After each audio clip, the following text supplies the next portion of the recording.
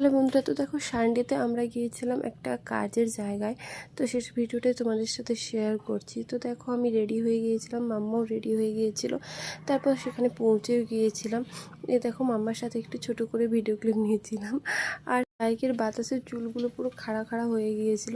তারপর ওখানে যখনই গান ছাড়ছিল ওর পাপা, ও দেখো নাচতে আরম্ভ করে দিয়েছিল। গান দেখলেই হলো, সব জায়গাতেই ও নাচতে আরম্ভ করে দেয়।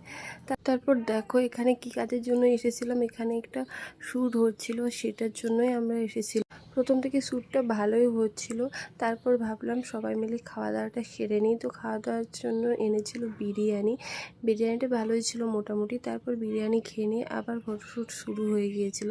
তো দেখো ড্রেসগুলো খুব সুন্দর ছিল।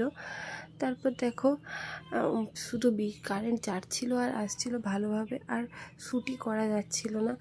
কারেন্ট প্রায় 2 ঘন্টা মতো ছিল না। তারপর আমরা বাড়ি চলে আসার জন্য রেডি হয়ে গিয়েছিলাম। তো তোমাদের ভিডিওটা কেমন লাগলো